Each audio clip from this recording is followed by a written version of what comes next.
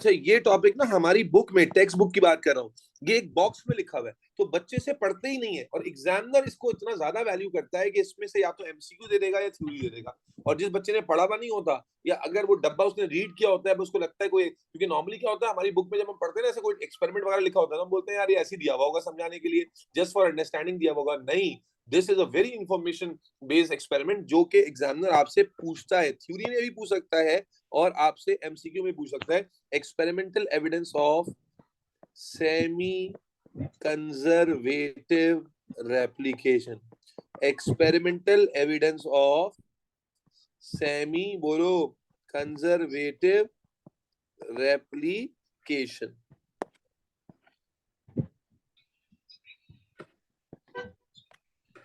क्या हमारे पास कोई एक्सपेरिमेंटल प्रूफ है कि डीएनए सेमी कंजर्वेटिव रेप्लिकेट करता है? Yes we do have. Actually बेटा दो बायोलॉजिस्ट थे जिसका नाम था मेसन एंड आहल, ठीक है, आप नाम भले याद ना रखें, Meselson and Stahl. These two biologists actually performed an experiment which proves that DNA replicates in a semi-conservative method, by semi-conservative mode or method, not by any other mode। और ये एक्सपेरिमेंट आपको समझना है, क्यों? क्योंकि इसके बेसिस पर, experiment तो पूछा ही जा सकता है, बट इसके बेसिस पर आपको बहुत सारे कंक्लूजन बनाना भी आ सकते हैं। तो as a student, as a learner, you should be excited कि यार हाँ, ये बात तो समझने की है कि how we come to know कि जो रेप्लिकेशन है वो सेमी कंजर्वेटिव होती है। आए समझते हैं, बड़ा सिंपल सा एक्सपेरिमेंट है, लेकिन थोड़ा सा कॉमन सेंस चाहिए होगा, थोड़ा सा कॉमन सेंस चाहिए होगा। इसलिए कॉमन सेंस जो है ना आपका जागते रहना चाहिए, वरना आप ये एक्सपेरिमेंट समझ नहीं पाओगे। Listen very carefully. बेटा इन्होंने क्या किया, इन्होंने बहुत बड़ा डीएनए नहीं बनाया, बल्कि इन्होंने आर्टिफिशियली आर्टिफिशियली न्यूक्लियोटाइड बन, बिकॉज आपको जब केमिस्ट्री पता चल गई तो आपको पता चल गया कि जो न्यूक्लियोटाइड होता है कैसे बना होता है। We know that nitrogenous bases होती है, वी नो के फॉस्फेट होता है, वी नो राइबोस कंपाउंड होता है, डीऑक्सीराइबोस कंपाउंड होता है। So they have constructed an artificial DNA. Let me show you that. They have constructed an artificial DNA, समझना, this is artificial DNA, a piece of artificial DNA, not the whole length of DNA as in humans, a piece of artificial DNA, ठीक है। और इस artificial DNA को बनाने के लिए उन्होंने जिन न्यूक्लियोटाइड्स का इस्तेमाल किया, इन्होंने जिन न्यूक्लियोटाइड्स का इस्तेमाल किया, उसमें नाइट्रोजन, आप जानते हैं न्यूक्लियोटाइड में नाइट्रोजनस बेसिस आती हैं, तो उनमें उन्होंने नाइट्रोजनस जो बेसिस थी ना बेटा, इसको समझना बेटा, नाइट्रोजनस बेसिस जो थी वो नाइट्रोजन 14 आइसोटोप नहीं, नाइट्रोजन का नॉर्मल आइसोटोप नाइट्रोजन 14 होता है, they have taken nitrogen 15 isotope in two nitrogenous basis. बात समझना, तो नाइट्रोजनस बेसिस हम पढ़ते हैं एडिनिन, साइटोसिन, गुआनिन, थाइमीन, आप जानते हैं उनमें नाइट्रोजन होता है नहीं होता? बिल्कुल होता है। और उनमें कौन सा वाला नाइट्रोजन होता है? तो they have nitrogen 14 isotope, which is normal isotope of nitrogen. What they did was that they have synthesised a small strand of DNA, ठीक है, और उसमें जो उन्होंने नाइट्रोजन का इस्तेमाल किया नाइट्रोजनस बेसिस में, they use nitrogen 15 rather than nitrogen 14। Nitrogen 14 को यूज करने की जगह उन्होंने नाइट्रोजन 15 इस्तेमाल किया। मेरी बात समझ रहे हो नहीं समझ रहे हो? Yes sir. ठीक है, यस तो सर। आप जानते हैं कि नाइट्रोजन 14 के मुकाबले में nitrogen 15 is a heavy isotope. तो मैं अभी सिंप्लीफिकेशन के लिए आपको लिख देता हूं कि जो दो स्ट्रैंड उन्होंने बनाए उसमें जो नाइट्रोजन का इस्तेमाल हुआ नाइट्रोजन बेसिस में, दैट वाज नाइट्रोजन 15। इसीलिए ये जो डीएनए बनाया उन्होंने उसको हैवी डीएनए का नाम दिया। Why heavy DNA? बिकॉज इसके अंदर जो बेसिस इस्तेमाल हुई वो बेसिस नॉर्मल बेसिस नहीं थी, बल्कि हैवी आइसोटोप्स ऑफ नाइट्रोजन थी। Is that clear? Yes sir. Okay, now listen very carefully. जब उन्होंने बेटा, जिसको समझ में आए वहीं रोकना, मैं दोबारा रिपीट करना मुश्किल हो जाएगा क्योंकि बड़ा कॉम्प्लिकेटेड सा एक्सपेरिमेंट हो जाता है अगर आपको समझ ना आए तो पहले इस बात में सब लोग क्लियर है कि to prove it this experimentally, prove क्या, वो खुद भी स्टडी कर रहे थे कि to study the type of replication in the DNA, they have artificially synthesized a segment of DNA but by using heavy isotope of nitrogen in nitrogen bases, and therefore this segment of DNA which they made was called as heavy DNA, ठीक है। अब जब उन्होंने इस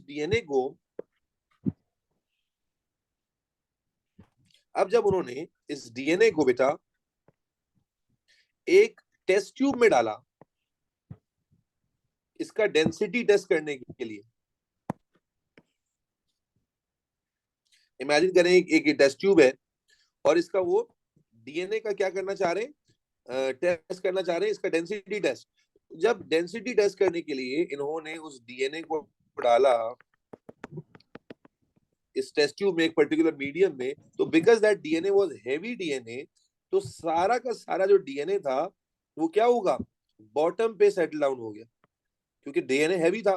जो band, इसको हम कहते हैं बैंड, जो इस डीएनए का जो सारा का सारा बैंड आया, डीएनए सैंपल जो उन्होंने बनाया, एक मॉलिक्यूल ऑफ डीएनए नहीं बनाया होगा, बहुत सारे मॉलिक्यूल आर्टिफिशियल डीएनए के बनाए। और मेरे बच्चे जब उनका डेंसिटी टेस्ट करने के लिए उन्होंने टेस्ट ट्यूब में एक पर्टिकुलर मीडियम में से ड्रॉप किया, तो सारा का सारा डीएनए सैंपल बॉटम पे चला गया। और क्यों चला गया? Because of heavy density. You all understand this, कि अगर डेंसिटी कम हो तो जनाब आली, जो सॉरी डेंसिटी ज्यादा हो तो चीजें बॉटम पे क्या हो जाती हैं, सिंक होती हैं। यस और no? Yes sir. Yes sir.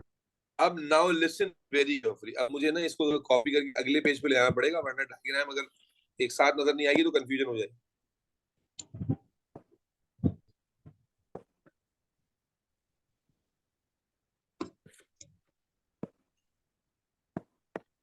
Now listen very carefully. अब इन्होंने क्या किया, इन्होंने इस डीएनए सैंपल को, लिसन वेरी केयरफुली, अब गड़बड़ नहीं करना बेटा कहीं पर भी। इन्होंने अब इस डीएनए सैंपल को लिया, जो हैवी डीएनए उन्होंने बनाया हुआ था, इस डीएनए सैंपल को लिया और लेकर इन्होंने एक बड़े से कंटेनर में, जो कल्चर मीडियम था जिसमें डीएनए रेप्लिकेट हो सके, डीएनए की फर्दर रेप्लिकेशन हो सके, this is a big container, इसको हम कल्चर मीडियम कह देते हैं, जिसमें डीएनए के रेप्लिकेशन के लिए इन्होंने सारा मटेरियल डाल दिया, कल्चर मीडियम। और इसको वही कंडीशंस प्रोवाइड की जो ह्यूमन बॉडी में होती है, ठीक है, कल्चर मीडियम और ह्यूमन बॉडी कंडीशंस।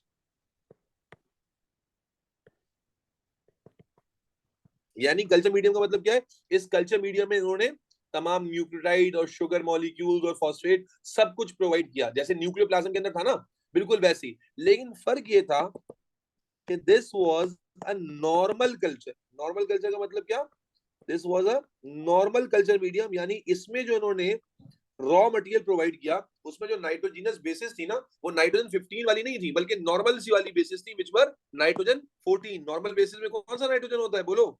नाइट्रोजन 14 होता है। तो लिसन वेरी वेरी केयरफुली। तो अगर मैं तुम्हें हाइपोथेटिकली इमेजिन कराऊं तो क्या हुआ होगा कि जब ये डीएनए गया होगा तो नाइट्रोजन 15 वाले दोनों स्ट्रैंड्स अनजिप हुए होंगे, यस और नो?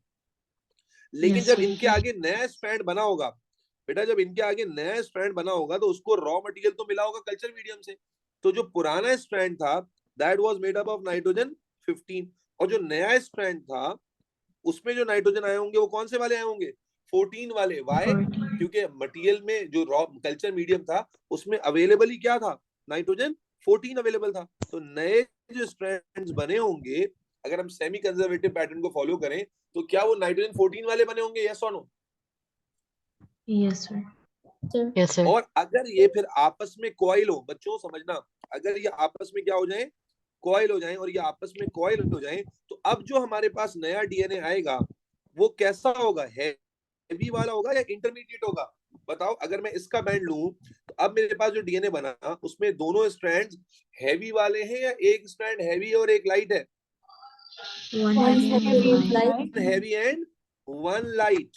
तो अगर मैं इसका डेंसिटी टेस्ट करूं, तवज्जो से देखना, अगर मैं इसका डेंसिटी टेस्ट करूं तो नाउ जो कि मेरे पास नए डीएनए हैं, दोस डीएनए मॉलिक्यूल्स, भाई नाइट्रोजन 14 15 वाला है ना, तो 15 15 वाले की डेंसिटी तो मैक्सिमम थी, बिल्कुल बॉटम पे चला गया। तो अब यहाँ पर 14 15 वाले जब डीएनए का बैंड मुझे मिलेगा, तो वो मुझे बैंड कहाँ मिलेगा, बिल्कुल बॉटम पर या बॉटम से ऊपर मिलेगा, बोलो बेटा? डेफिनेटली बॉटम से, ठीक है, इंटरमीडिएट डेंसिटी में मिलेगा। बिकॉज ऑफ, आपको नजर आया कि जो डेंसिटी थी वो पहले से कम हो गई। व्हाई? बिकॉज जो DNA which is responsible here is a DNA that contains one strand from 14 and one strand from 15। क्या ये थोड़ी सी बात डाइजेस्ट हुई? सारा का सारा डीएनए 14 15 वाला जब बनेगा, लिसन वेरी केयरफुली, जब कंप्लीट होगा तो कोई कंफ्यूजन बाकी नहीं रहेगी। सारा का सारा डीएनए 14 15 वाला बनेगा, इंटरमीडिएट डेंसिटी का, और जब इसे हम डेंसिटी टेस्ट में डालेंगे तो what do we observe? We observe this. Is that clear everybody? Yes sir. Yes sir. Yes sir. अच्छा, इन्होंने क्या किया, यहाँ पर बस नहीं की, बल्कि यहाँ पर ये जो डीएनए इन्होंने फर्स्ट जनरेशन बनाया था, this is the result of first generation.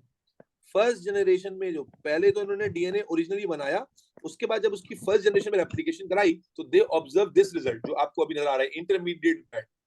अब इन्होंने कहा कि क्यों ना हम इसको और आगे लेके जाएं और सेकेंड जनरेशन में लेके जाएं। सेकेंड जनरेशन का मतलब क्या हुआ, अभी जो इनके पास डीएनए था वो 15-14 वाले थे। तो अब इमेजिन करो कि 15-14 वाले डीएनए को उन्होंने फर्दर सेकेंड जनरेशन में रेप्लिकेट कराया, तो क्या हुआ होगा, ये 15 वाला स्ट्रैंड था, यस और नो, और ये 14 वाला Yes, sir. स्ट्रैंड था। इसी तरह ये 15 वाला स्ट्रैंड था और ये 14 वाला स्ट्रैंड था। और कौन से कल्चर मीडियम में ग्रोथ हो रही है, नॉर्मल कल्चर मीडियम में ग्रोथ हो रही है। तो अब मुझे बताओ, इसके आगे एक नया स्ट्रैंड खड़ा होगा 14 वाला, इसके आगे भी एक नया स्ट्रैंड खड़ा होगा 14 वाला, इसके आगे भी एक नया स्ट्रैंड खड़ा होगा 14 वाला, यस और नो, Yes, sir. Sir. और इसके आगे भी एक नया स्ट्रैंड खड़ा होगा 14 वाला। देखो फिर सुनना मेरे बच्चे, आपके पास एक मॉलिक्यूल से दो मॉलिक्यूल थे ना डीएनए के, अब दो मॉलिक्यूल जो थे वो इंटरमीडिएट वाले थे, मैंने दोनों के स्ट्रैंड्स को अलग अलग किया। अब मैं आपको क्या दिखा रहा हूँ कि इनके आगे जो नए स्ट्रैंड्स अब खड़े होंगे, आने वाला नया स्ट्रैंड तो 14 वाला ही है ना, यस और no. Yes, sir. Yes, sir. अब समझो कि अब आपके पास जो जनरेशन आएगी सेकंड जनरेशन, बस इससे आगे नहीं जाना, इससे आगे तो और कंफ्यूजिंग हो जाएगा। सेकंड जनरेशन में आप जाएंगे तो आप देखें ये जो दोनों स्ट्रैंड है ये 14-14 वाले हैं, ये दोनों भी 14-14 वाले हैं, यानी दो डीएनए मॉलिक्यूल हमें मिले 14-14 वाले, जिनकी डेंसिटी बिल्कुल नॉर्मल डीएनए जैसी होगी, लाइट डीएनए जैसी होगी। जबकि ये वाले दोनों को अगर आप देखें, इस मॉलिक्यूल को और इस मॉलिक्यूल को, तो आपको क्या नजर आएगा कि इनके अंदर एक स्ट्रैंड 14 वाला है और एक स्ट्रैंड, बोलो बेटा, 15 वाला है, यस और नो। Yes, sir. जब अब आप इनका डेंसिटी टेस्ट करोगे बेटा, जब आप इनका डेंसिटी टेस्ट करोगे तो now for the first time you will get two bands, one at the intermediate density and the other at very top. Why? Because you have got 50-50%. 50% of the DNA which consists of 15 and 14 wala strand, and 50% of the DNA which contain both the strands from 14-14. Yes or no? Yes, sir. Yes, sir. अब मेरे बच्चे listen very carefully, ये भी 50% है। This may look confusing, seems confusing, लेकिन अब इतना मुश्किल नहीं होने वाला मेरे बच्चे। 50-50% आपको दोनों मिला। अगर मैं थर्ड जनरेशन में जाऊंगा तो क्या रिजल्ट आएगा पता है आपको? थर्ड जनरेशन में जो इंटरमीडिएट वाली की परसेंटेज है वो कम हो जाएगी, और अब जो इंटरमीडिएट के बाद जो है लाइटर डीएनए उसकी परसेंटेज बढ़ती जाएगी। क्यों? क्योंकि एवरी टाइम जिस कल्चर मीडिया में आप ग्रो करा रहे हो उसमें तो नॉर्मल बेसिस मौजूद है ना बेटा, तो एवरी टाइम जो न्यू डीएनए बनेगा, that new DNA will use the basis from nitrogen 14, yes और नो। Yes, sir. तो what would be the results, देखो फिर समझना। जब आपने पहला डीएनए आर्टिफिशियली बनाया तो उसका डेंसिटी बिल्कुल ही बॉटम पे था, and that is only possible क्योंकि वो हैवी डीएनए था तो बॉटम पे चला गया। अब जब आपने उसको नॉर्मल मीडियम में डाल के रेप्लिकेट करने का मौका दिया तो उसके बाद आपको बैंड मिले बिल्कुल इंटरमीडिएट, विच शोज कि जो डीएनए बने हैं उनकी डेंसिटी पहले से कम हो गई है, इंटरमीडिएट हो गई है। और जब आपने उसको सेकंड जनरेशन में लेके गए तो ये चीज और कंफर्म हो गई, क्योंकि जब फर्दर नाइट्रोजन 14 वाली डीएनए की रेप्लिकेशन हुई तो आपने देखा कि 50% ऑफ डीएनए आपके पास जो है वो इंटरमीडिएट डेंसिटी का था, 50% लाइटर डेंसिटी का था। एंड जितना अब आप आगे जाओगे the percentage of the lighter DNA will keep on increasing and the percentage of intermediate DNA will keep on decreasing. मेरे बच्चे ये रिजल्ट उसी वक्त मिल सकते थे जब DNA replication semi conservative pattern में हो रही होती। मुझे बताओ ना, क्या अगर इमेजिन करो ये रिजल्ट, इमेजिन करो कि अगर फर्स्ट जनरेशन में कंजर्वेटिव सेमी कंजर्वेटिव रेप्लिकेशन नहीं हो रही होती, कंजर्वेटिव हो रही होती। अब मैं कंक्लूड कर देता हूं, अगर सेमी कंजर्वेटिव रेप्लिकेशन नहीं हो रही होती और कंजर्वेटिव हो रही होता, ये वाला स्ट्रैंड इस वाले स्ट्रैंड के साथ कॉइल करता है, यस और no? Yes, sir. Yes, sir. And जो 14-14 वाले स्ट्रैंड है ये आपस में कॉइल करते हैं, मुबश्शिर अंसारी, यस और नो? Yes, sir. मेरे बच्चे बोलना, ये दोनों स्ट्रैंड्स आपस में कॉइल करते हैं और ये दोनों स्ट्रैंड आपस में कॉइल करते हैं, तो आपके पास दो तरह का डीएनए बनता है, एक हैवी डीएनए और एक बिल्कुल लाइट डीएनए। और फिर आपके पास बैंड कैसे आते, एक बिल्कुल बॉटम पे आता और एक बिल्कुल टॉप पे आता। अगर डीएनए ने कंजर्वेटिव फैशन में रेप्लिकेट किया होता तो आपके पास एक डीएनए बनता है नाइट्रोजन 15-15 वाला और एक बनता 14-14 वाला, और you then had obtain this result. लेकिन क्या आपको ये रिजल्ट मिला? नहीं मिला। आपको मिला ये result, which is only possible जब डीएनए किस पैटर्न में रेप्लिकेट कर रहा हो?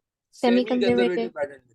मेरी बात समझ आ रही है? अगर आप नहीं समझ पाते कि भाई इससे कैसे पता चला डीएनए रेप्लिकेशन सेमी कंजर्वेटिव, बड़ा सिंपल है कि अगर इमेजिन कर लीजिए कि डीएनए का रेप्लिकेशन कंजर्वेटिव होता, यानी जो ओल्ड स्ट्रैंड्स हैं वो आपस में होते हैं और जो न्यू स्ट्रैंड्स हैं वो आपस में, तो फर्स्ट जनरेशन में ही आपको रिजल्ट क्या मिलता? एक आपको 14-14 वाला डीएनए मिलता, एक 15-15 वाला, तो उसके बैंड्स आपको मिलते एक टॉप पर और एक फुल बॉटम पर।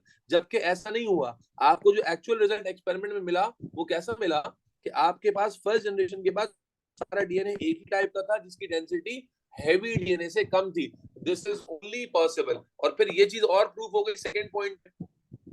वरना क्या होता, अगर कंजर्वेटिव फैशन में रेप्लिकेशन हो रही होती तो नाइट्रोजन 15-15 वाले स्ट्रैंड हमेशा आपस में कंबाइन होते और हमेशा आपको बॉटम वाला बैंड मिलता रहता। लेकिन बॉटम वाला बैंड आपको नहीं मिल रहा। दैट शोज कि 15 वाले स्ट्रैंड के साथ कंबाइन नहीं हुआ, बल्कि 14 वाले स्ट्रैंड के साथ कंबाइन हुआ। बात समझ आई या नहीं आई? थोड़ा सा कंफ्यूजिंग जरूर लग सकता है, बट रेक्टिफाई results क्या है मेरे बच्चे? They made artificial DNA by using heavy isotope of nitrogen, which was heavy and settled at the bottom, and then they allowed this DNA to replicate in a normal medium, and they obtained, after the first generation they obtained the intermediate band of density, and after second generation they obtained two bands, one at intermediate density and other at the lighter density. These bands are only possible when DNA replicates in semi-conservative pattern. मैंने करके दिखाया कि if let's imagine कि DNA is not replicating in semi-conservative fashion, so these results would not have been obtained. Is that clear, everybody? Yes, sir. Yes, sir. Yes, sir.